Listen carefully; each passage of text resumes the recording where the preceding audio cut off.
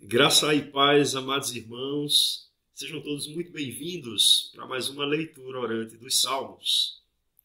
Estamos aqui hoje voltando a nossa atenção para o Salmo de número 26, Salmo de Davi. Esse é um salmo que ele tem menos versículos ou menos versos, ele vai até o verso 12, o que dá para a gente fazer aquelas duas leituras, né? Fazermos duas leituras, pararmos, meditarmos um pouco naquilo que nós estamos lendo, acolhermos aquilo que Deus tem falado ao nosso coração e depois a gente faz aquela breve reflexão sobre o texto e fazemos uma oração final, nos valendo daquilo que nós aprendemos com o salmista, na sua expressão de oração a Deus. Aqueles que estão chegando agora, sejam bem-vindos também, né? Estamos aqui para vermos o Salmo 26, tá? E eu peço para você tomar sua Bíblia, né? Se você está aí num lugar mais tranquilo, melhor. Se está sozinho, num lugar mais silencioso, sem distração, melhor ainda. Porque esse é um momento seu com Deus, de devoção. Então aproveite o máximo esse momento, aproveite porque é a palavra de Deus tratando o nosso coração, é a palavra de Deus agindo em nosso ser. É nós nos valermos da palavra de Deus para que possamos desenvolver a nossa oração, a nossa prática de oração. Então vamos lá, sem mais nos demorarmos nessa apresentação, vamos ao texto do Salmo 26. Se você for ver aí na sua Bíblia, Almeida Revista Atualizada, pelo menos se for essa a versão que você esteja usando, vai ter aí um título, Apelo do Justo. Né? Faço sempre questão de mencionar que esse título não está no original. Tá bem? Então a gente vai ler os versos sem sermos influenciados por esse título de forma direta. Mas aí, com o passar do tempo, a gente vai vendo se esse título faz jus ou não a temática mais ampla desse salmo, tá certo? Vamos lá, vamos juntos, fazemos a leitura. Salmo de Davi. Faze-me justiça, Senhor, pois tenho andado na minha integridade e confio no Senhor sem vacilar. Examina-me, Senhor, e prova-me. Sonda-me o coração e os pensamentos, pois a tua benignidade tenho-a perante os olhos e tenho andado na tua verdade. Não me tenho assentado com homens falsos e com os dissimuladores não me associo. Aborreço a súcia de malfeitores e com os ímpios não me assento. Lavo as mãos na inocência, e assim andarei, Senhor, ao redor do teu altar, para entoar com voz alta os louvores e proclamar as tuas maravilhas todas. Eu amo, Senhor, a habitação de tua casa e o lugar onde tua glória assiste. Não colhas a minha alma como com a dos pecadores, nem a minha vida com a dos homens sanguinários, em cujas mãos há crimes e cuja destra está cheia de subornos. Quanto a mim, porém, ando na minha integridade. Livra-me e tem compaixão de mim. O meu pé está firme em terreno plano. Nas congregações bendirei o Senhor.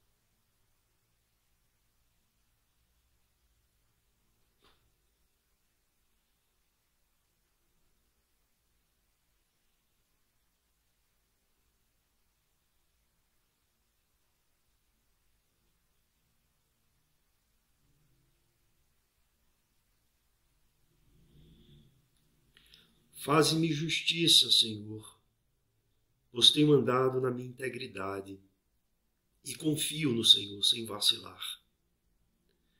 Examina-me, Senhor, e prova-me. Sonda-me o coração e os pensamentos, pois a tua benignidade tenho-a perante os olhos e tenho andado na tua verdade. Não me tenho assentado com homens falsos e com os dissimuladores não me associo.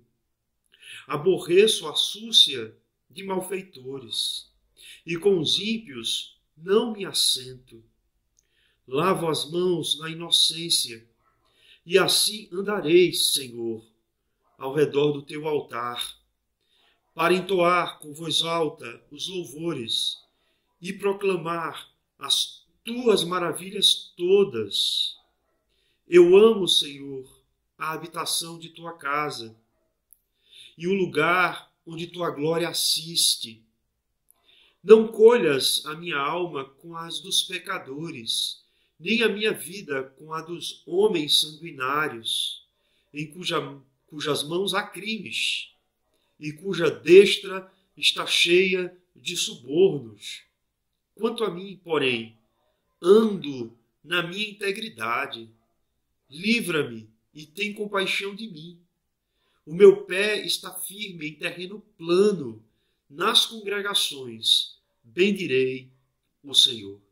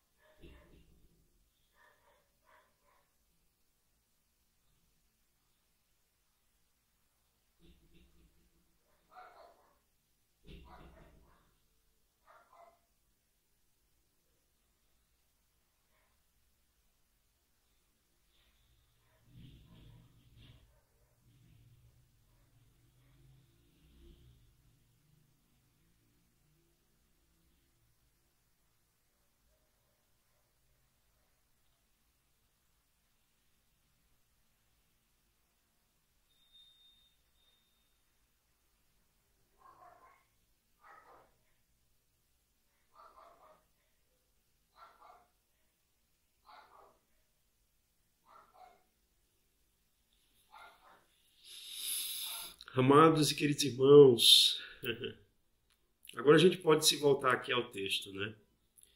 Só para falar aqui do verso que eu fiquei ruminando nesses momentos aí de intervalo. O verso foi o verso 12. O meu pé está firme em terreno plano. Nas congregações bendirei o Senhor. O meu pé está firme em terreno plano. Nas congregações bendirei o Senhor. Enfim, mas vamos ao texto, não é? Mais amplo. O salmo é um salmo atribuído a Davi. E pela estrutura literária, a gente percebe que é um salmo que também fala da habitação de Deus. Se levarmos em conta que desde o Salmo 23 a gente tem salmos que estão falando da habitação de Deus, falando do tabernáculo, falando do templo, fazendo alguma referência a esse lugar de culto. Esses salmos que vão falar sobre isso, até o Salmo 30 vai ter menções sobre esse lugar da habitação, esse lugar que é desejado pelo salmista, tá? Então a gente tem aqui também referências claras a esse lugar. Ele está dizendo que ele ama a casa em que o Senhor habita. Ele ama. Eu amo, Senhor, a habitação da tua casa. Está aí no verso 8. Então temos aqui esse lugar destacado aqui da casa do Senhor também. Só que a gente vai olhar a estrutura do salmo. O que esse salmo se parece? Ele tem algumas características. Ele tem uma característica de um salmo litúrgico? Tem. Por quê? Porque aqui há algumas representações litúrgicas nesse salmo. A de se apresentar diante de Deus em integridade. A gente lembra do ritual de purificação para a apresentação de Deus. Ele fala em andar ao redor do altar, de lavar as mãos na inocência, está aqui no verso 6. Então, tem a ver com essa questão também cerimonial, cultual do povo de Deus naquele lugar do templo. Essa ideia, por exemplo, de rodear o altar, ele está falando do altar de holocausto. Isso acontecia em alguns momentos litúrgicos do povo de Israel. O Salmo, o Midrash dos Salmos é que fala a respeito disso. Se alguém tem algum interesse de se aprofundar mais sobre o assunto. Mas a questão aqui é que a gente tem essa referência do culto, essa referência cerimonial presente também nesse salmo. Só que não apenas a referência cerimonial, mas há uma referência também moral, como nos outros salmos que a gente já viu. É por isso que o salmo começa com esse pedido do salmista.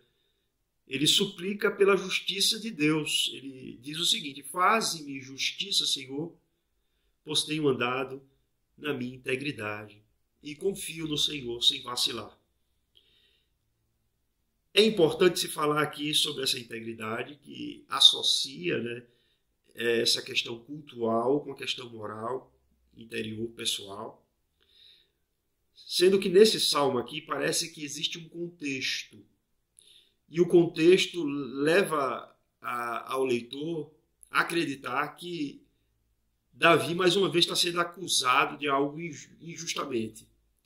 É como se ele estivesse sendo acusado de estar se associando a pessoas que são pecadoras.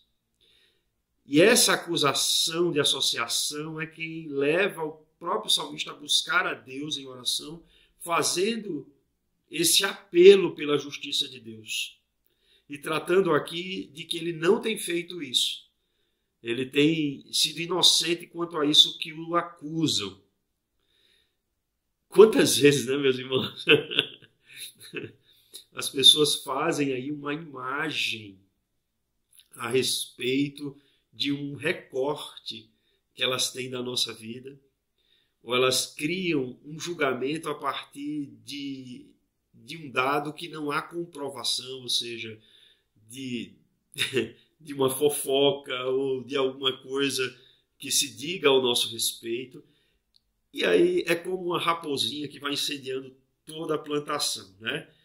As pessoas vão replicando aquilo que elas vão ouvindo e elas vão fazendo o mesmo julgamento sem sequer avaliarem se aquilo com o qual estão acusando a pessoa é de fato verdade ou se isso não passa de uma mera especulação ou fruto até mesmo da criatividade pecaminosa de algum irmão que, não contendo a sua língua, falou daquilo que não devia, julgando e fazendo falsas acusações.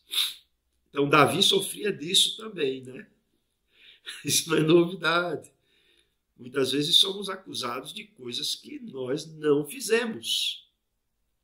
E embora saibamos que Deus sabe que não fizemos aquilo do que fomos acusados, ainda assim sofremos as consequências dessas acusações, porque acabam, de alguma forma, afetando a nossa vida, afetando a nossa paz. Parece-nos que Davi estava aqui numa situação assim. A gente não tem como precisar qual era esse contexto histórico, mas há uma situação assim. E à medida que a gente for lendo o Salmo e a gente for fazendo essa análise do texto, a gente vai percebendo isso, tá? O que ele faz?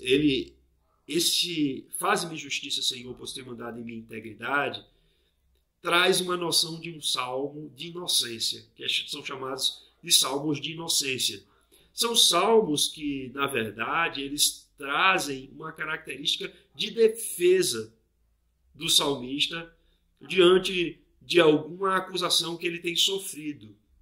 E ele faz isso se voltando para Deus. Ou seja, meus irmãos, percebam, o motivo de o salmista estar tratando desse assunto é um motivo teológico. Ele não é um motivo egocêntrico. Ele não está pensando assim, ao dizer isso, que ele precisa criar uma defesa sobre ele. Nem tampouco é um motivo humanista, do tipo assim, todos erram, porque as pessoas estão me acusando de alguma coisa, sendo que todos têm teto, todos têm telhado de vidro, né? Tem até uma música que é cantada aí por muitos, quem não tem teto de vidro que atira a primeira pedra. Não é isso que o salmista está fazendo aqui. Não é uma defesa humanista, não é uma defesa egocêntrica, é uma defesa teológica. Ele se volta para Deus, meus irmãos. Sabe o que acontece muitas vezes conosco? É que nós, por não sabermos esperarmos em Deus, esperarmos as ações de Deus sobre a nossa vida, esperarmos a justiça de Deus ser feita, nós queremos agir muitas vezes com as nossas próprias mãos. E aí complica tudo, meus irmãos, complica tudo. Olha o que o salmista diz. Faze-me justiça, Senhor, pois tenho andado na minha integridade e confio em quem? No Senhor, sem vacilar. É isso, meu irmão, minha irmã, que muitas vezes falta a nós. Essa confiança inabalável em Deus. Irmãos, sabemos que Deus é um Deus justo. Será que Deus, sendo um Deus justo, não aplicará a sua justiça? Essa é uma pergunta que a gente precisa se fazer. Porque se a gente acredita que Deus precisa da nossa ajuda para aplicar a sua justiça, a gente está ignorando o fato de que Deus é quem determina essa justiça. É quem faz valer essa justiça e não nós. Isso vale para tudo, inclusive quando nós somos, no caso aqui, acusados de maneira falsa. Precisamos nos voltar sobre todas as coisas a Deus, trazendo o que se passa dentro em nós. E aí, assim, olha o que o salmista vai tratar aqui. Ele vai ter algumas expressões aqui, que são expressões para que Deus sonde o coração dele, para que Deus se volte para ele, observe se há nele algum tipo de pensamento, intenção, motivação que justifique essas acusações que estão sendo feitas ao salmista. Veja aí o que está no verso 2. Ele diz assim, primeiro, examina-me, Senhor. Segundo, prova-me. Terceiro, sonda-me o coração e os pensamentos. Aqui, coração e pensamentos. Vamos lá, cada verbo desse tem um sentido. O verbo examina-me tem a ver com os rins. E os rins tem a ver com as emoções na tradição hebraica. Observa as minhas emoções, prova-me. Aqui é uma característica dos metais. Quando a escória dos metais precisava ser tirada, o metal era colocado no fogo e naquele fogo abrasador, a escória ela vai sendo separada daquilo que é puro, do metal nobre, no caso o ouro ou a prata.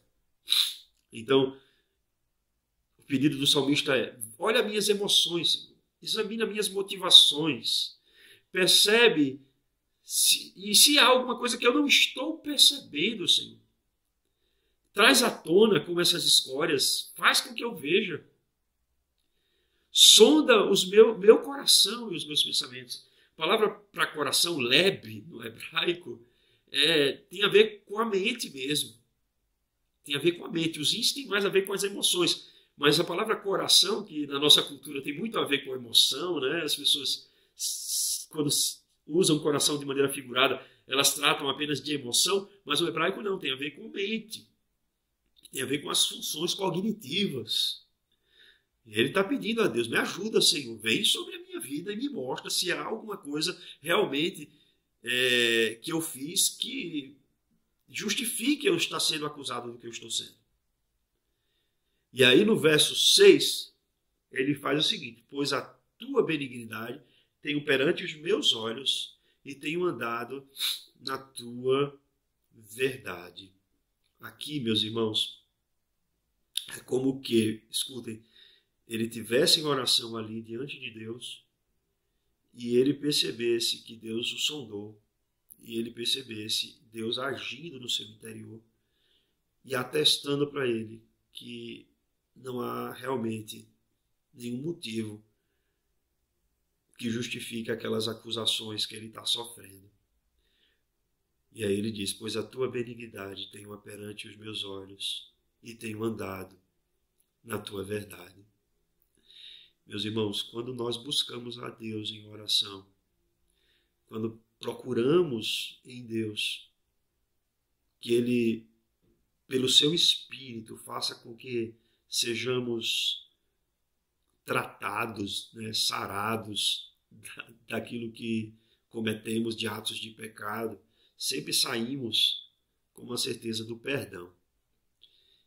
E há em algumas situações momentos em que não percebemos algum pecado, que a gente não consegue enxergar esse pecado. O salmista, lá no Salmo 19, não sei se os irmãos recordam, tem um verso que ele diz assim: quem pode discernir os seus próprios erros? E ele roga a Deus que limpe ele daqueles que lhe são ocultos. O fato é que nós, quando buscamos a Deus em arrependimento e viva fé, e confessamos os nossos pecados, saímos restaurados, com a nossa vida emendada. No caso de Davi em específico, ele fez uma pergunta muito pontual, sobre essas acusações que ele estava sofrendo. De estar se associando a pessoas que praticavam mal, a ímpios, para praticar maldade. Era a acusação que Davi estava sofrendo aqui. Mas ele, diante de Deus, percebe que essa acusação é injustificável. Porque, nesse sentido aí, ele tem andado na verdade. Andado na verdade. Lembra do caminho que a gente viu no Salmo passado, Agora, Davi traz que ele anda na verdade, ou seja, ele está andando no caminho do Senhor, conforme a vontade do Senhor. E aí entra as questões das acusações. E a gente vai entender agora, vai ficar bem mais claro para nós agora no Salmo. Percebam, veja aí. Verso 4. Não me tenho assentado com homens falsos e com os dissimuladores não me associo. 5. Aborreço a súcia de malfeitores e com os ímpios não me assento. Desse momento de introspecção, em que o coração do salmista foi sondado, em que ele reconhece que tem caminhado na verdade, Deus também faz com que o salmista reconheça que ele não está se associando com os perversos para cometer esses mesmos atos que esses perversos cometem. Ele está deixando isso claro aqui. E olha, não só aqui, tá?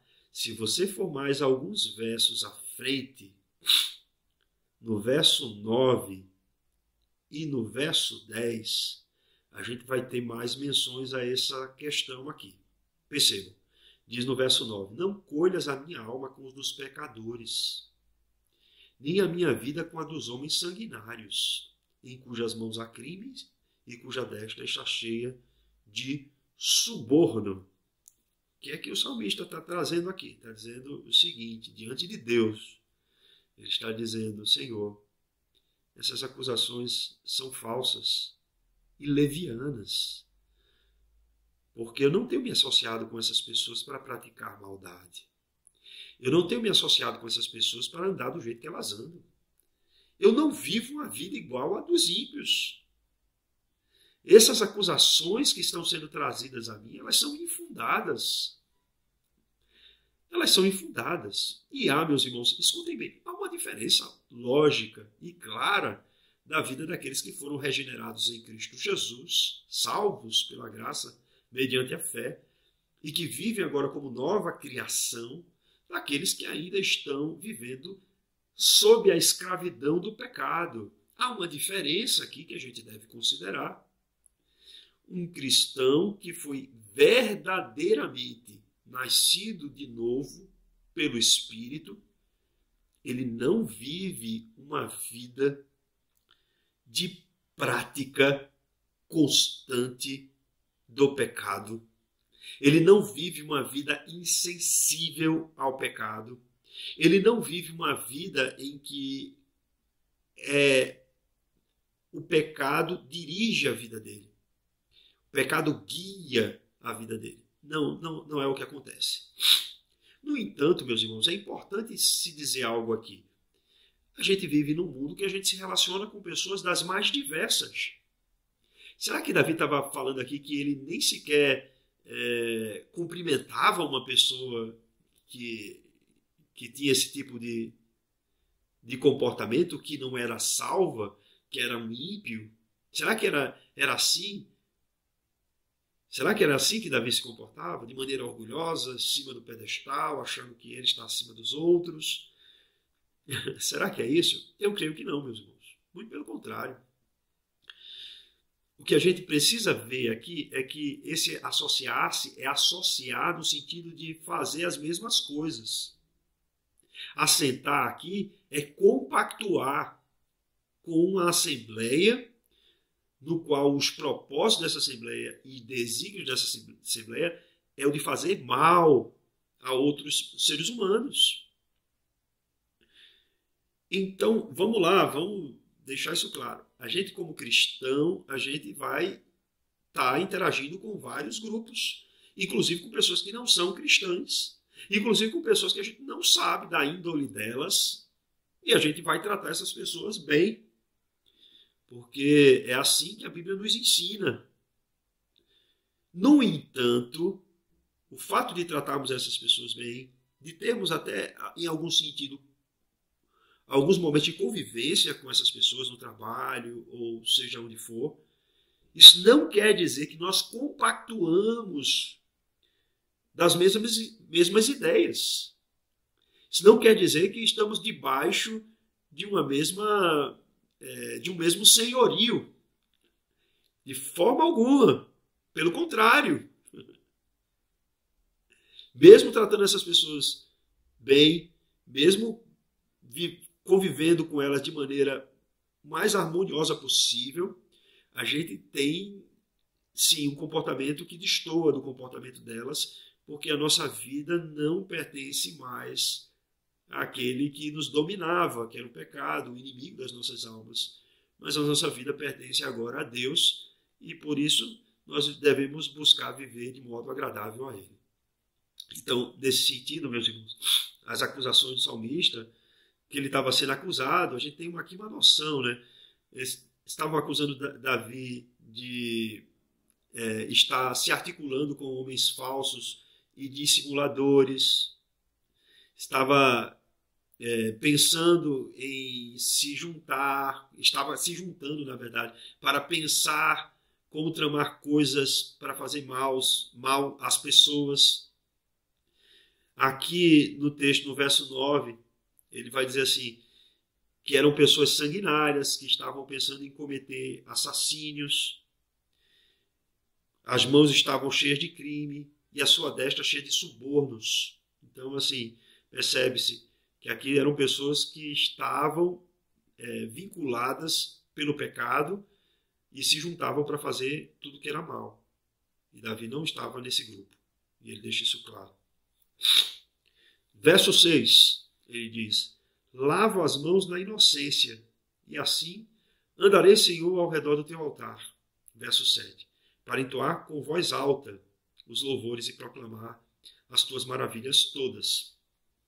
O que é que o Davi está falando aqui, meus irmãos? Ele está dizendo assim, Senhor, o compromisso que eu tenho é contigo. É por isso que eu lavo as minhas mãos na inocência. Porque o compromisso que eu tenho é contigo. e não é com os homens que dizem que eu estou me associando a eles. Não só isso, eu manterei firme o propósito de cultuar o teu nome. Eu manterei firme o propósito de me voltar para ti em adoração. Porque ele está dizendo assim, andarei, Senhor, ao redor do teu altar, né? Em adoração ao teu nome, Senhor. Esse é o meu compromisso. Para entoar com voz alta, aqui, meus irmãos, assim, com voz alta, é no sentido de ação de graças, tá? É porque o hebraico ele tem uma polissemia muito grande, então a mesma expressão pode dizer muitas coisas. Mas aqui, assim, para entoar com voz, cânticos de ação de graças, louvores que contemplem, que levem em conta as tuas maravilhas todas, ou seja, tudo aquilo que tu tens feito pela minha vida, pela vida do povo. Isso é a marca de um cristão, meus irmãos. Existe dentro de nós um desejo de adorar a Deus, que é um desejo que o próprio Deus provoca o nosso coração, nos constrange a Ele, nos impele à adoração. Há dentro de nós uma ânsia que precisa ser satisfeita, e é a ânsia de adorarmos ao nosso Deus, ao Senhor soberano de todas as coisas, aquele que nos resgatou das trevas para a sua maravilhosa luz. Então temos aqui, meus irmãos, motivos de sobra para dizermos que somos propriedade exclusiva do Senhor. Somos reino de sacerdotes. Estamos diante da presença de Deus, através da ação do Espírito Santo, por meio de Cristo Jesus. Então, há em nosso coração esse desejo de dar graças a Deus por todos os benefícios que Ele tem nos feito. Né? O verso 8 diz assim, eu amo, Senhor, a habitação da tua casa e o lugar onde a tua glória assiste. Então, a gente tem ali o tabernáculo, os irmãos já sabem, né? E se levava ali as ofertas para adoração, se oferecia ali os holocaustos, e Deus se manifestava naquele lugar, lá no lugar santíssimo. Então a glória de Deus assistia. Deus era manifestado ali, a vontade de Deus era manifestada ao povo. E o salmista mais uma vez demonstra esse prazer de estar na casa do Senhor. Irmãos queridos e amados, eu falo isso constantemente. Eu digo que o nosso desejo de estarmos na casa de Deus, naquele lugar onde temos um compromisso, né? Onde firmamos as nossas raízes na igreja local. Né? Se temos esse compromisso com uma igreja local, se firmamos as nossas raízes nessa igreja local, temos que ter no nosso coração o desejo de estar ali. Isso é um termômetro de como anda a nossa vida espiritual, viu? Esse negócio de culto online não existe. Não existe, viu, meus irmãos?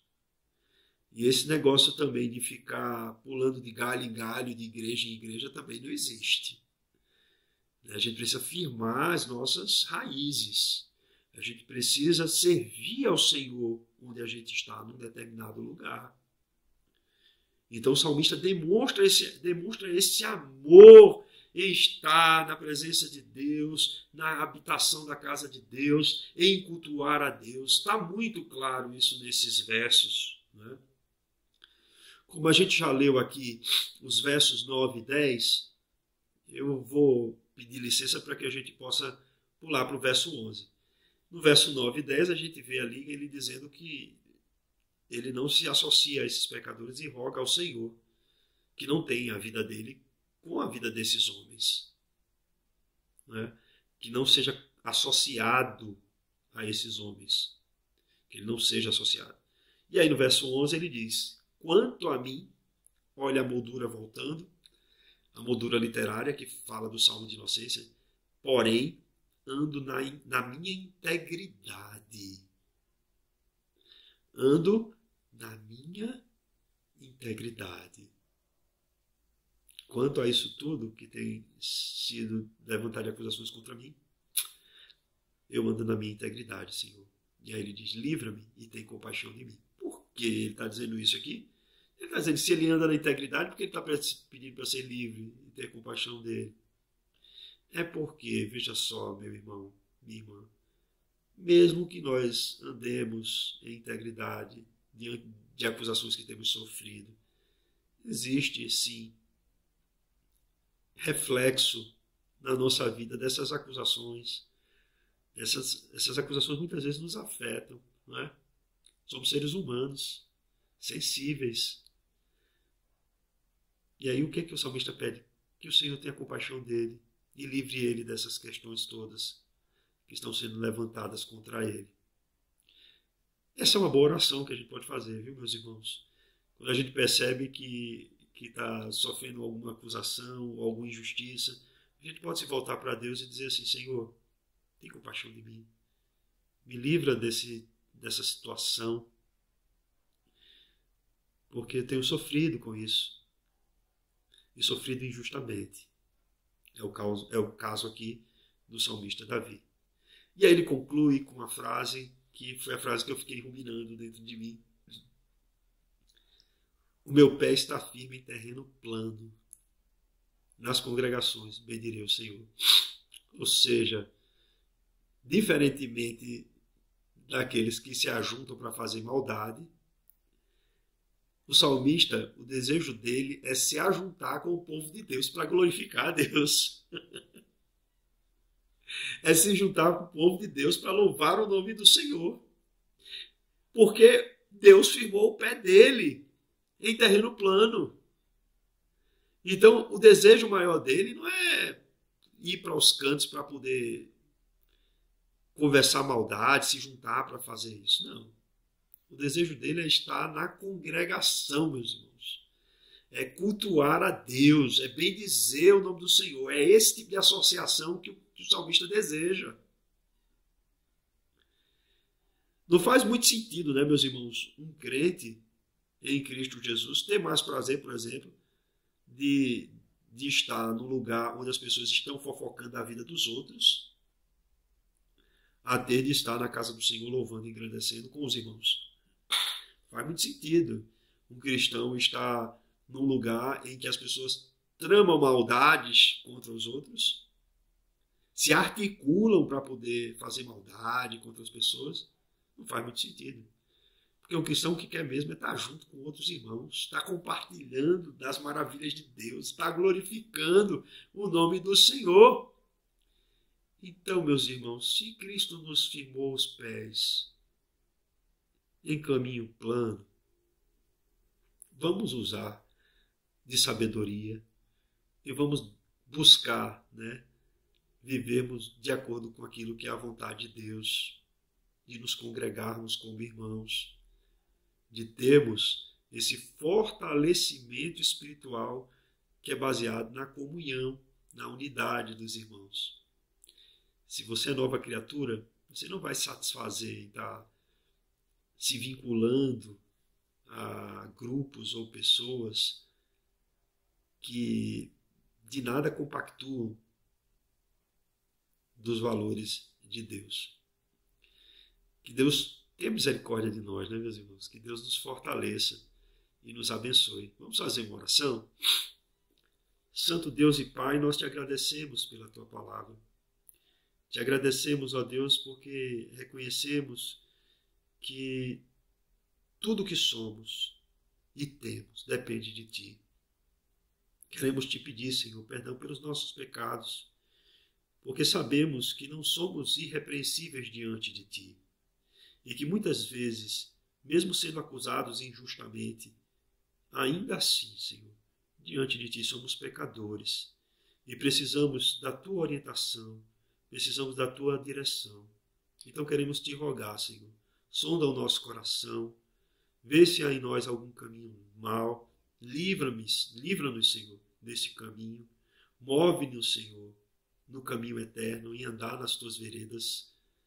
Ajuda-nos, Senhor, para que não nos associemos com aqueles que são perversos, no sentido, Senhor, de nos mancharmos do pecado, mas que possamos dar bom testemunho de Ti em presença daqueles que não Te conhecem. Ajuda-nos, Senhor, a viver para o louvor da Tua glória, a amarmos, Senhor, cultuar o Teu nome, a amarmos estar na Tua presença, a amarmos, Senhor, estarmos reunidos na Tua casa de oração, como povo, como congregação, para bendizer o Teu nome. É essa a nossa oração aqui em Cristo Jesus, nosso Senhor. Amém e amém.